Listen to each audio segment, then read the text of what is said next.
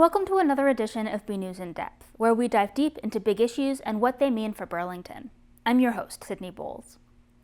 For the last few months, a Burlington resident named Will Seagaard has been making the case that the town should revisit its rules around recreational marijuana. Seaboard runs a licensed cannabis cannabis cultivation facility in Fitchburg, and he wants to open a dispensary here in his hometown. But back in 2017, Burlington banned recreational cannabis sales. Seaboard will need town meeting to pass 2 warrant articles before he could seek a special permit to open up shop. In this episode, we're going to hear from Bill Gaffney, chair of the Burlington Planning Board, to talk about the logistics of what would need to happen for a cannabis store to open in town. And we'll hear from Jim Tigges, a select board member and member of the advisory committee that voted against recreational cannabis back in 2017. But first, I spoke with Will Seagaard about his vision, his history in the industry, and how he's thinking about recreational marijuana today. I started by asking about his background in the industry. I am a graduate of Bentley University. I went there. I've lived sort of in first Waltham and then Boston, so around this area generally for almost 15 years, 13, 14 years. So, and in Burlington specifically for about 4. So I'm very familiar with the area. I understand sort of the traffic flow, and I've driven a lot around here and just been around. My wife is a cheerleading coach in town, looking to just get more involved. And so, and obviously I'm in the industry. I have a family-owned and operated business. We have a cultivation facility, and we supply dispensaries all over the state with products for recreational adult use. So, yeah. Fantastic. What gave you the initial idea to potentially want to open a dispensary here in Burlington? So, obviously, in just my conversations with neighbors and friends and people in the area, everybody would always ask me, why is there nothing in Burlington specifically? We live here. And that was kind of where this whole journey started. And I went to a planning board meeting and asked, hey, is this something that's doable? And then I learned about town meeting and all of sort of the steps and a lot more about how our town government worked. Like a crash course in local democracy. Exactly. Yeah. Which was great and super informative. And I definitely have a much, much larger respect for everything that goes on sort of behind the scenes, because I was living here for years at that point and had no sort of real understanding of all the time and effort and work that goes into literally everything that happens in our town and why it's such a great place. So thank you, town meeting members and all the people in municipal government and everybody who works as hard as they do on making all of that happen. But anyway, once I started that whole process, learned about town meeting and kind of figured out the logistics of what would have to happen and also the history of the conversation.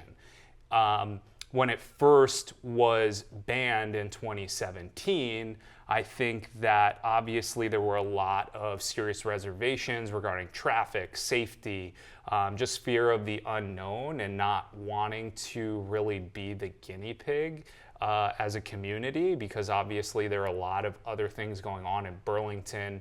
This wasn't going to make or break it. So I think sort of the general consensus was, hey, let's wait, see how this plays out, and then we can roll it out at a later date if we want to, and if once those concerns are alleviated. And so now my perspective is that they are, and now there's no reason why Burlington shouldn't roll out legal, regulated, taxed cannabis. I think it's more harmful to not allow it than to allow it. And I'm happy to go into more discussion on why I think that is, but yeah. Yeah, I want to get into some of that in just a minute, but I think before we go there, I want to talk a little bit about the landscape statewide. I think lots of folks don't follow this closely, don't necessarily know what's been going on. So Massachusetts legalized recreational cannabis in like 2016, 2017. Yep. It was new, it was different. We were one of the first states to do it. What's the landscape look like now this many years out? So initially there were a lot of concerns regarding it being a cash business, traffic, right? If we were talking about being one of the first states in the country, and especially the Northeast, that would be a big draw for people coming in from out of state, out of town, and especially for those first dispensaries. And so I think that was a big concern for a lot of people within the town here of, hey, we don't want to deal with all the headaches regarding traffic specifically that might bring. And so I think now we're at a point where there are hundreds of these all over the state. Every police department, chief officer, everybody I've spoken to has said, you know, they haven't really had many, if any, issues with these facilities. And so not to put words in their mouth, but a lot of them have said they have significantly more issues with all alcohol establishments than they do with any cannabis establishments, because we're so tightly regulated. Yeah. I can actually, just to say, I spoke briefly with Chief Thomas Brown here in Burlington, and his perspective, I know there's a lot more to this, but tell me if this comports with what you said, but his essential take was like, if, you know, there may be some small stuff that happens if these were allowed here in town, but like, you know, some small stuff happens everywhere. It's something that they're totally equipped to handle. It's not something they're particularly concerned about. Seems like the vibe. So that was sort of, I had conversations with him, obviously, told him, hey, look, this is my plan. I'd like to bring this up at town meeting and also address any concerns that you or anybody at the department might have, so that we know that we're taking care of all of that from day one and making sure that we have a good plan in place to tackle any issues that we might see arising from this. So there actually would be a more specific agreement with the town if this were to move forward, if I'm understanding right. So let's actually talk about the specifics of what you're asking for. Sure. Because there's two, if I have this right, there's 2 warrant articles. Correct. And then other permitting stuff that would have to happen Correct. after. So let's start with town meeting. What are you asking for? So step 1 is the general bylaw. So the general bylaw right now, it bans all adult recreational retail sales.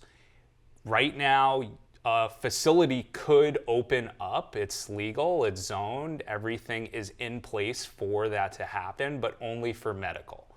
So they wouldn't be able to sell to anybody who's above 21 who just comes in off the street. They would have to have a medical card.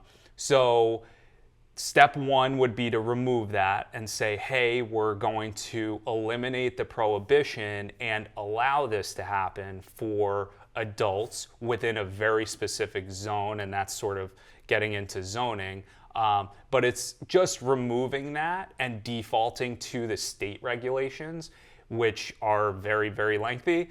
And instead of just repeating the over 300 pages of state regulations, they've said, hey, this is automatically just going to default to all of that. They've pretty much covered everything. We don't need to add another 300 pages to our bylaws. So that's the bylaw piece. That's the general bylaw piece. And then there's the zoning article, which spells out more of the buffer requirements, where exactly in town this would potentially go. And then those are sort of the big pieces. And then also a little bit more on the mechanisms, because that's just step 1, is figuring out, okay, hypothetically, this is where it would go. Then you still need to go in front of the planning board, have an agreement with the select board, and there are a lot of other steps. And then also obviously get your state license. So this is really just step 1 in a very, very long process to actually open one of these. So I mean, this is remarkable, Will. So typically in my experience, which is granted relatively limited, but it is pretty rare for just some guy respectfully, you're not a town meeting member. You're a resident of the town. Yeah. To come before the town to do a ton of work to get the language right, to get the specifics right, to really spell out all of these details that often take town professionals employed by the town with expertise in specific issues to craft these warrant articles, these bylaws, these zoning things.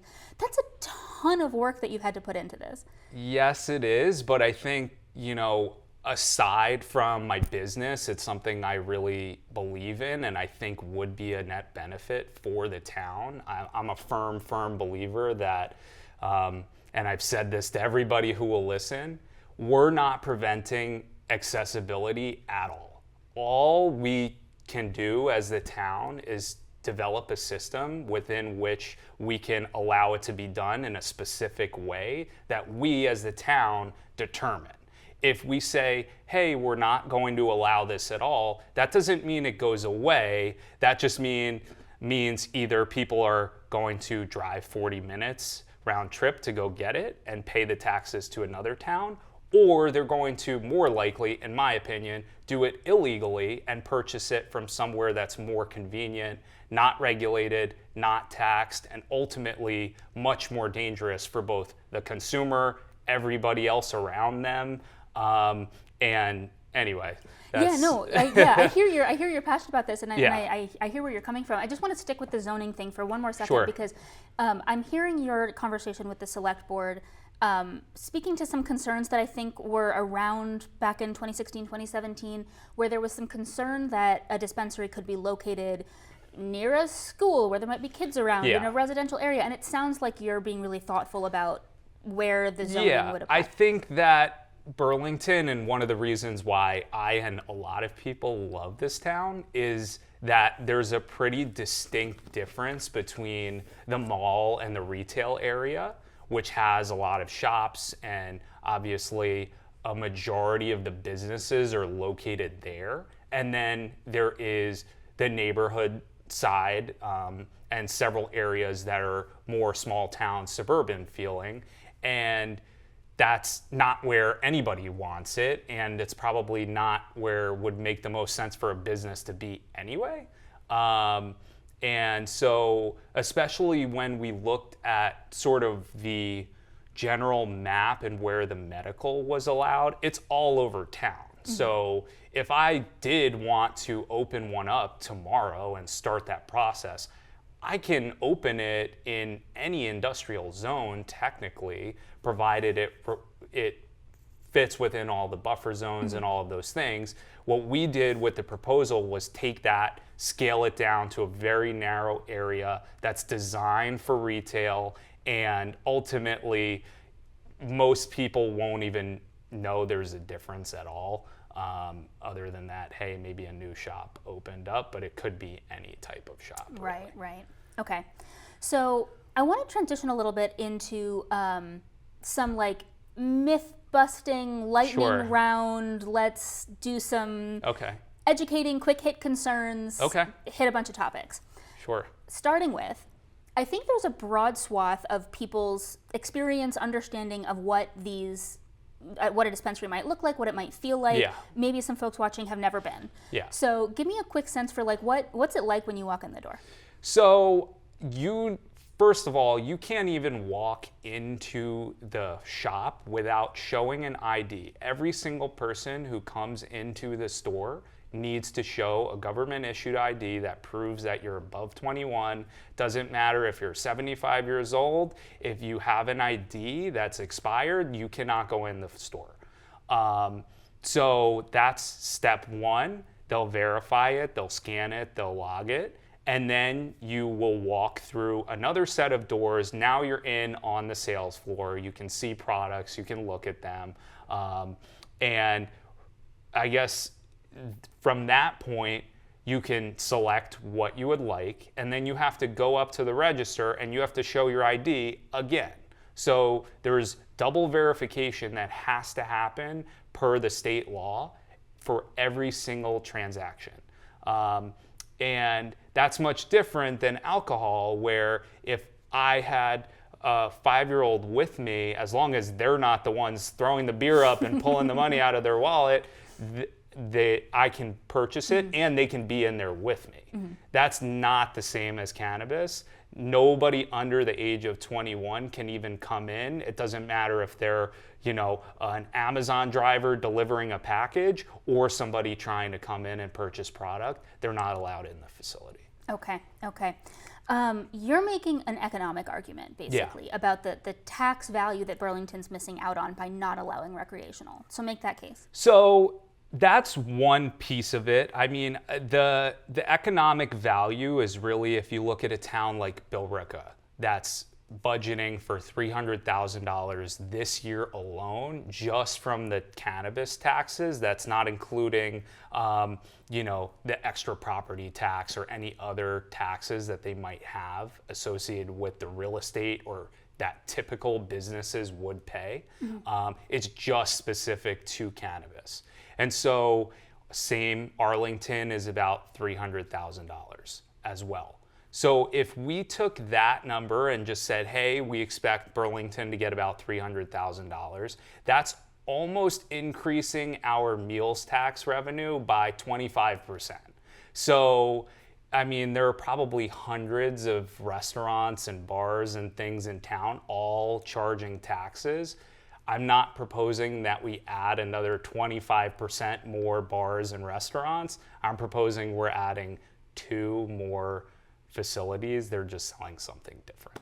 Right. So. Actually, I meant to hit on that and I didn't. But it's there would be a limit on the number that we could have. Yeah. So the limit would be 2 retail establishments. And it wouldn't be like the number 2 in the bylaw necessarily. No, it's like a ratio. It's 20% of the number of package store licenses that are Okay. issued by the town. So I believe Burlington has 6. Mm-hmm. So you would have to round up. So they would need to issue another 5 licenses before an additional marijuana retailer could open up. So because of the way that liquor licenses work, or package store licenses, Exactly. it's sort of and that's a restricted mechanism de facto. in the state law that allowed them to put a limitation in of 20%.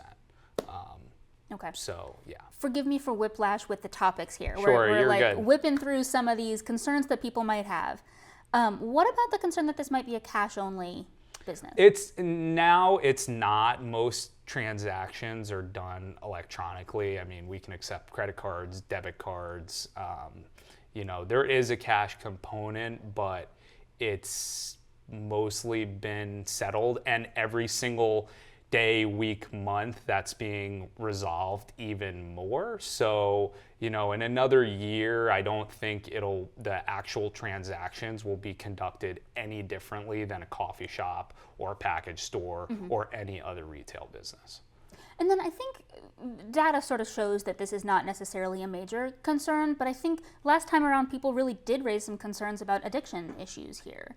So talk about that. Yeah, so I don't want to get too far into the topic. Actually, there's a town meeting member who is a substance abuse researcher. So I spoke to her, Chiffon Wong, and I'm hoping that she'll be able to provide her insight on it because she has a lifetime of knowledge that I do not have.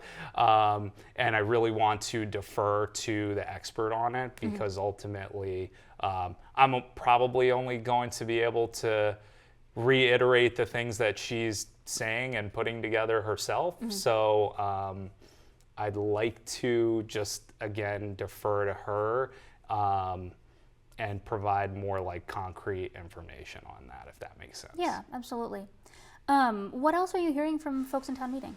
I think that people are open to it. I think that there are a lot of valid concerns and reservations, specifically because people aren't as informed about it because it sort of went away after 2017 when we banned it. And there's a lot of other things that go on at town meeting. I mean, the last town meeting was 4 or 5 nights. So there's a lot of information that they're dealing with. So obviously this hasn't been at the forefront, but it's my job ultimately to provide that information and hopefully alleviate a lot of those concerns. And again, I'd really like to bring in some more people so it's not just me saying this. I'm just sort of the conduit and bring in people who have experience in a lot of these areas so that people can know, hey, it's not just me saying this. These are the facts. These are the experts. And let's take their word for it, not just mine. All right. Will Seagaard, Burlington resident, co-owner of the Fresh Connection? Yes. In Fitchburg? Correct. Hoping to open a dispensary here in Burlington. We'll see. Step one is get the zoning in place, and and I think just educate people and tell people, hey, this is sort of, even if you don't agree with it being legal and you don't think it should have been legal, this is sort of the lesser of two evils. In that case, in my opinion, the alternative is the black market rules and it's sold illegally. And it's not a small market either.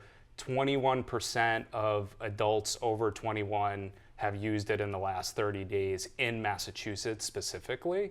So we're not talking about a small number of people here. It's a large percentage of the population, and the trend we're seeing is really people are shifting away from alcohol and more to cannabis because they feel like it's maybe a healthier alternative. I don't know if that's can be proven, but that might be the sentiment. So okay. Yeah. Okay. I just want to give you sort of one last minute to sort of do any of that, like any other points you want to make, any other sort of education you want to do before we let you go. I mean, I think that people need to realize, again, this is one step in a long, long process. We're not treated like other businesses. We have a lot more regulation to comply with and a lot more stringent oversight. I mean, we have to conduct monthly audits. A fun fact that I like to tell everybody is all of our products are measured and tracked with RFID chips down to the milligram. And so a grain of rice is 20 milligrams. So we're talking about 1/20th a grain of rice. The state can come in at any time and say, where is this 1/20th of a grain of rice? And I need to be able to produce that information and show them from its inception, it growing from a seed, all the way to that final transaction, where that came and where that ended. And so we're talking about compliance levels that are the same as any pharmacy or other highly controlled narcotic or other substance. It's not just, hey, we're going to open a weed facility, everybody come here, it's going to be a big party. That's not the case. So anyway, that's, yeah. All right. I guess that's my parting words. yeah. I mean, so there will be more conversations about this as this approaches town meeting, and thank you very, very much for your time. Yeah. One more thing. After the town meeting, if zoning passes, then there will be additional steps for us to open. We would have to get a special permit with the planning board, and every single year we have to recertify our agreement with the town. So if anything comes up in the future that was unforeseen or something changes, we would basically, the town could change the agreement and say, hey, you need to address these problems or we're closing you. And that's unlike any other business where once you open, you're open and some people say grandfathered in from that point on. We're not like that. So there's a lot of checks along the way. Exactly. Every single year, it's a long, long process to get recertified to make sure that you're doing everything that you're supposed to be doing. That was Will Seagaard, Burlington resident and proponent of town meeting warrant articles that would allow recreational marijuana dispensaries in Burlington. Along the way to town meeting, Will is seeking approval from various boards in town, including the Burlington Select Board. It's customary for town meeting members to hear from different boards about their opinions on warrant articles. One member of the Select Board who will weigh in on the issue is Jim Tigges. Jim has more than 30 years of experience in law enforcement dealing with the consequences of black market marijuana, and he was a member of the Recreational Cannabis Advisory Committee in 2017 that voted against allowing sales. Let's watch. Select Board Member Jim Tigges, thank you so much for being here. Oh, thank you for having me here, Sydney. So, I want to start with some of the history here. You were on the Recreational Marijuana Advisory Committee here in Burlington back in 2017. Talk a little bit about how that committee was formed and your experience on it. So after Massachusetts legalized the sale of recreational marijuana, in order for a dispensary or a provider to come here for non-medical reasons, they'd have to have zoning for it. So we had no zoning because it had just turned legal. And what happened was we formed a committee, myself, Barbara LaRue, there was Captain Scan from the police department, a couple other people, I can't remember who it was, on that committee from different age departments of the town and boards. And we looked at what it could be the potential for Burlington, and we went back and forth for a few meetings. And that committee, at the time, it was 2017, thought it was not a good idea to zone for recreational marijuana dispensaries. So we actually made two recommendations to town meeting to change the zone, add zoning to keep them out of Burlington, keep the dispensaries out of Burlington. Okay. You actually came on our program at that time, along with Barbara LaRue, and spoke to our producer at the time, Rich Hosford, about this proposal. You were pretty strongly against it, and it sounded to me like your experience or your relationship to this came from your experience as someone in law enforcement for decades and who still educates in that space.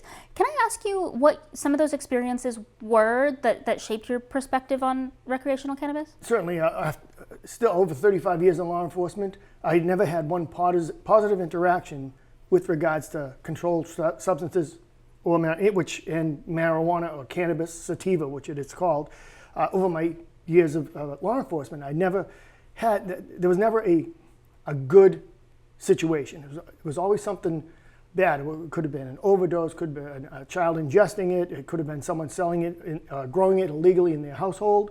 So I was never around cannabis or marijuana in a positive setting. It was always something bad. As a law enforcement officer, it was illegal, and I've experienced that for over 3 decades. So that's probably why I'm so strongly opposed to this, is because of all that exposure, negative exposure to marijuana and other drugs as well during my years as a law enforcement officer here in Burlington.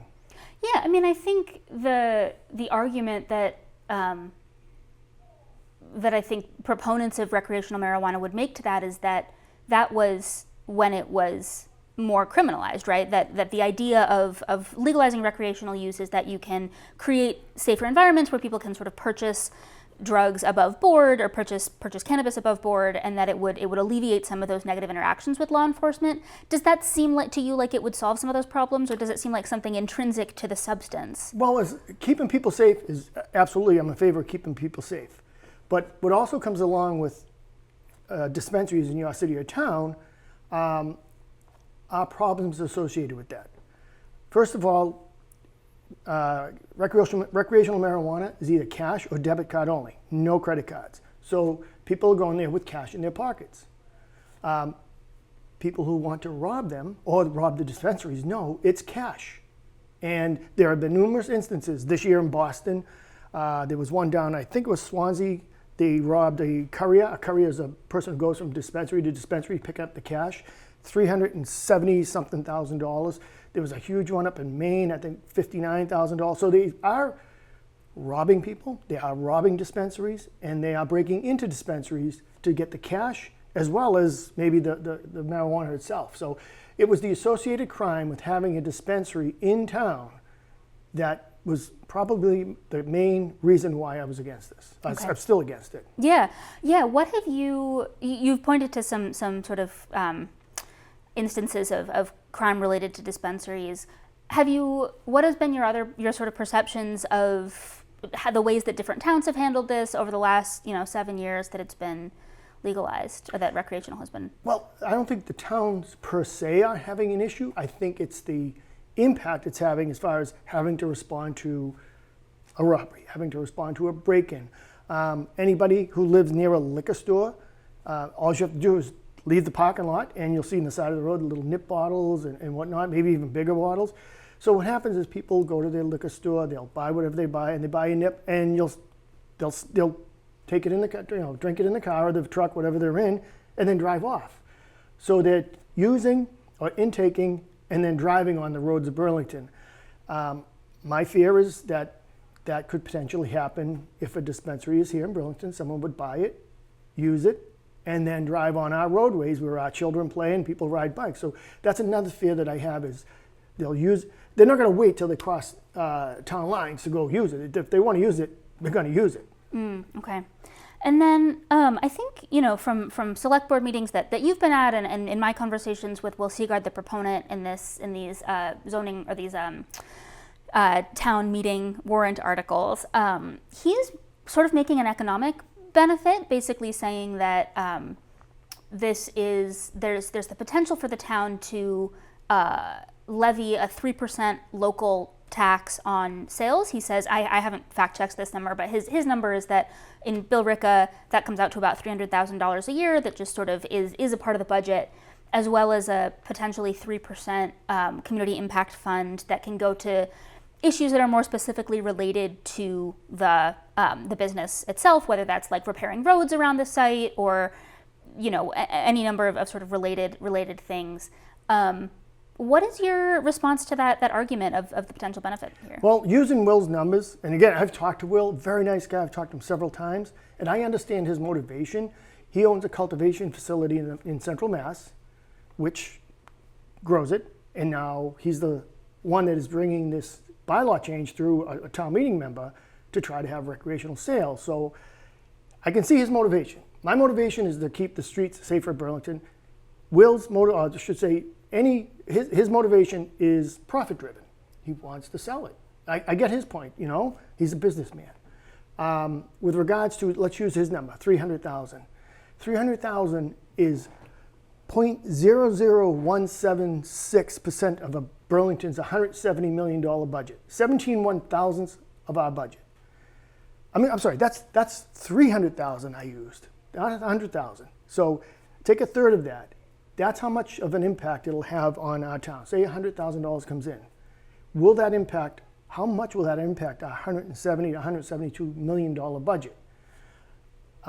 Burlington has changed zoning for life sciences, which the rental for those are 4 to 5 times more than office space. That was a very smart zoning change that it's bringing in a lot more taxes. And I think it's the smart zoning like that can keep those businesses growing. Burlington's become a hub for life sciences because of forward thinking. And that's not $100,000 a year. That's way more than $100,000 a year. So I'd rather opt for zoning that brings in a lot more as opposed to $100,000 to $200,000 a year.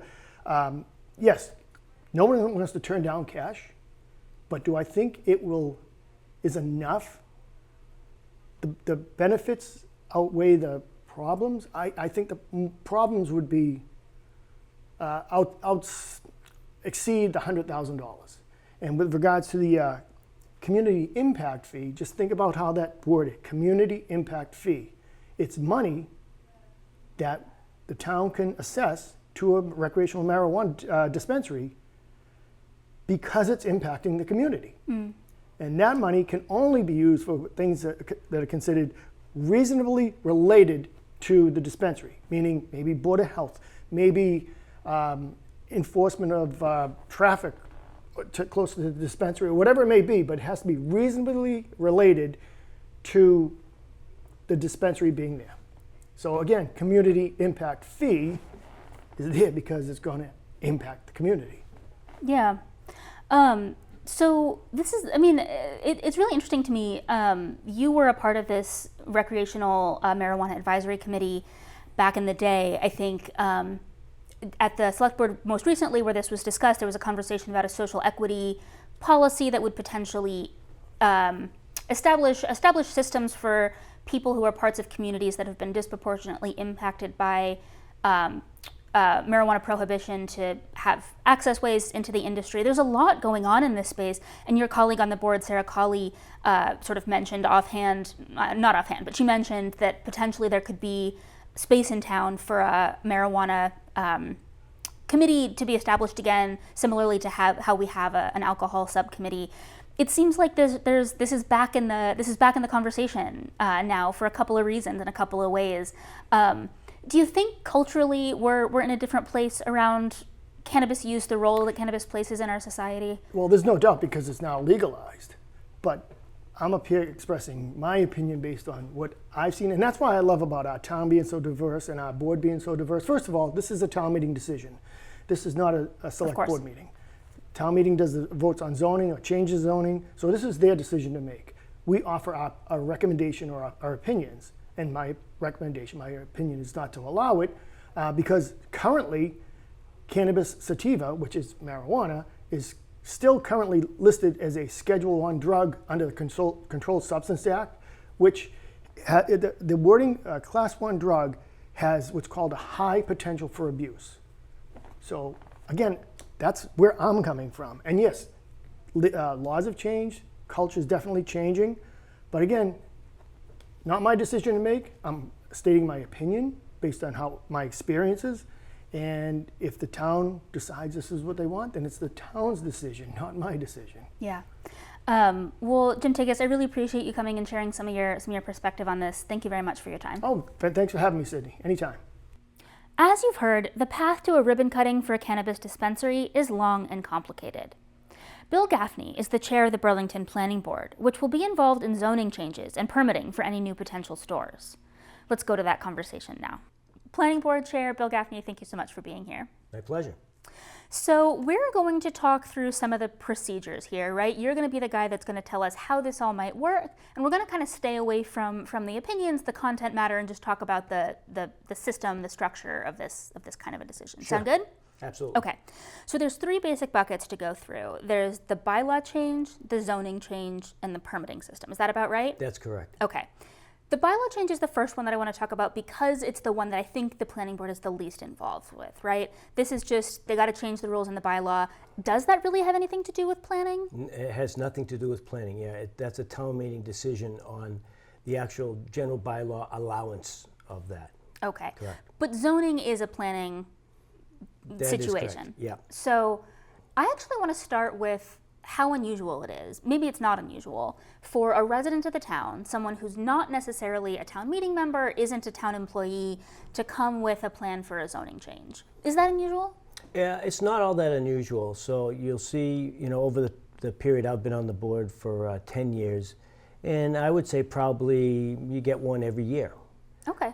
So it may be, for example, the Lane Funeral Home on Bedford Street came before us with the applicant to zone that particular parcel as residential.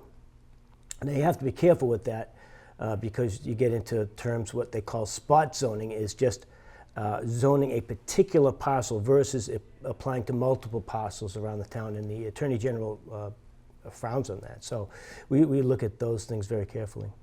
So I imagine there's a pretty significant amount of work that would go into a resident or a business owner understanding the nitty-gritty of zoning, both in terms of the sort of the legalese that you need to understand, but also the town's goals, the Attorney General's goals. Mm-hmm. Do you all work with potential applicants like a Will Seagaard to try to figure out how it all might come together? No, if there's a particular entity that wants to change zoning in the town, the planning board doesn't necessarily work with them on that. That's their initiative. If there's something that the town is thinking of doing, for example, MBTA communities, which is required by the state, we worked on that as a town-wide organization, had committees, what was the best for the town based on that.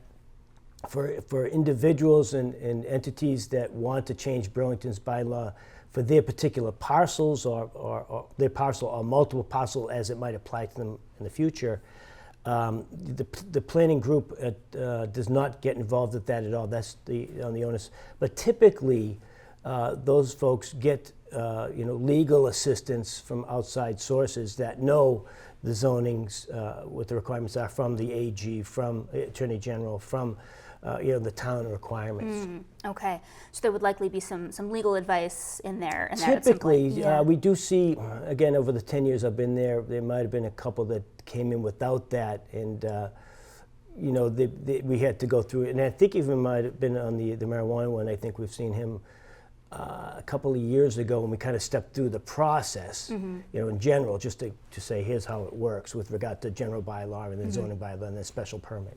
Okay. So I want to do a little bit of speculation, right? We're speaking in late June. It's not clear, whether how this is going to go at town meeting. There's a lot to get before we get there. But I want to imagine a world in which town meeting says, "Yep, sounds good. Zoning approved. Go for it." Is there work that needs to happen on the back end to sort of integrate what's approved with the existing zoning laws? Like what happens afterwards? Well, so if it gets approved by town meeting again, we would have a public meeting for that and then recommend to town meeting. So it's not it's a non-binding vote to town meeting, and town meeting it takes that in consideration as they vote.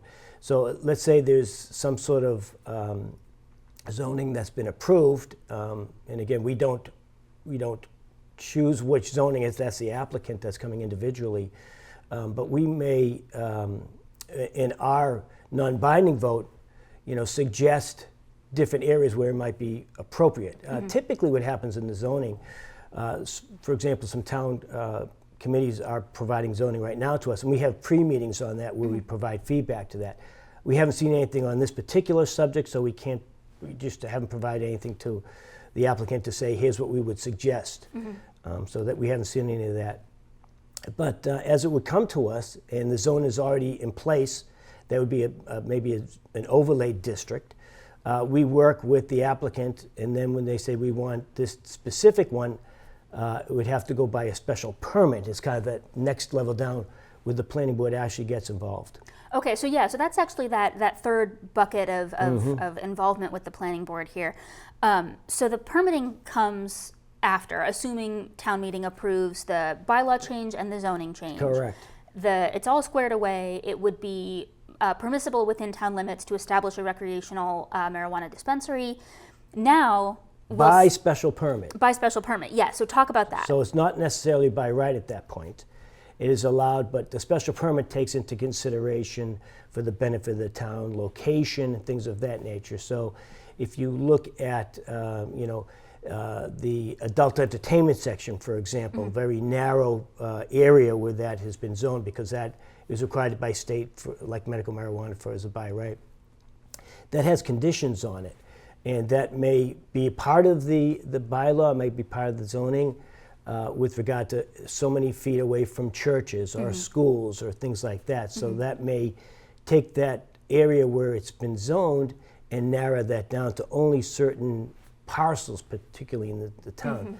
Now what the planning board would have to do is decide whether that's a benefit to the town to put one, if it is within that so many feet within a school or a church or house of worship, then we would say, well, maybe that's not the right place, and that decision is made then. Okay, so theoretically, totally spitballing here, an applicant comes saying, I have a potential purchase or lease opportunity with this specific space, can I get the special permit? And you say, well, it's a little too, close to this place that a lot of kids go after school.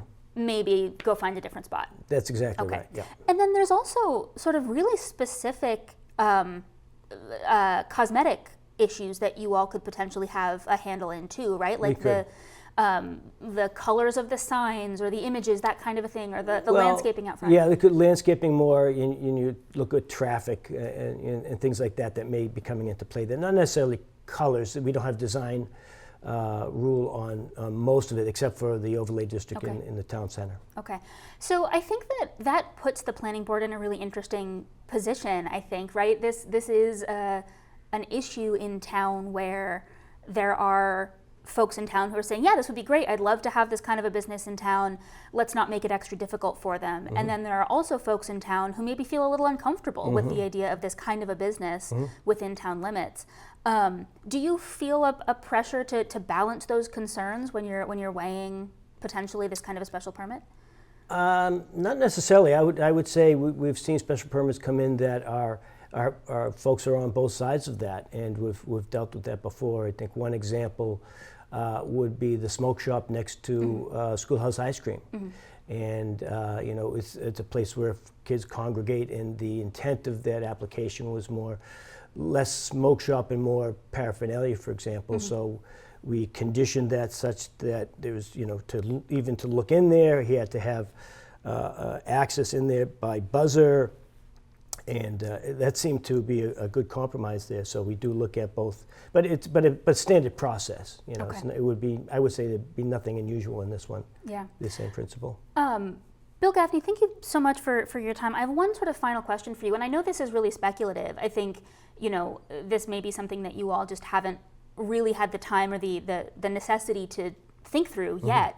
From a planning perspective, looking ahead at the next, 6 months of potentially getting to town meeting and then the aftermath of, or the, not aftermath, but the effects of town meeting, what kinds of things are you thinking about? What concerns do you have maybe, or what excites you about this? Sort of where's your head at? Yeah, so, I haven't seen anything from it. I haven't seen any plans, any wording of a bylaw, whether there's conditions in there with distances to houses of worship or schools or anything. I haven't seen where the potential zone might be. I don't think anybody in the planning board has seen that, so I don't think we have a good feel of, but the general concerns are all the same. It's the benefit of the town. I know when I did watch the select board's meeting on this a couple of weeks ago, they did talk about the revenue on that in comparable towns.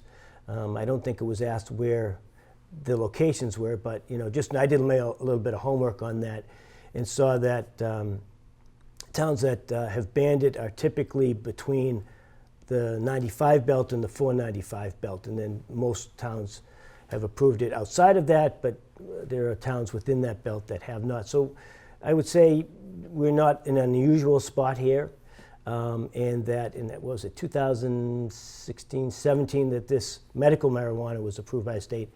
And Burlington voted that down, which allowed them to, prohibit recreational marijuana sales. I think that played into it, and now over the period of time, what's it been now, another couple of 7 years, it gives people to understand you've been to communities that have it, and you've been to communities that still don't have it, and how's that quality of life as you go from one town to the other, and that's impacted. And then you see a difference from town to town when you go into ones that have it, and it's a bit more public versus towns that don't. And where does Burlington want to be with that? So that's a decision that, certainly select board and town meeting has to make for that before it gets to us. Okay, so a long way to go still, it sounds like. It does, yeah. All right, well, Bill Gaffney, Planning Board Chair, thank you very, very much again for being with me. Thank you for having me. In this conversation, we've heard from recreational cannabis proponent Will Seagaard, former Recreational Cannabis Advisory Committee member Jim Tigges, and Planning Board Chair Bill Gaffney. But ultimately, it's town meeting that will decide on zoning and bylaw changes that could allow for a dispensary here in town. So stay tuned to BCAT for coverage as we get closer to September town meeting. As always, thanks for tuning in to another episode of BNEWS In Depth. I'm your host, Sydney Boles, and I'll see you back here next time.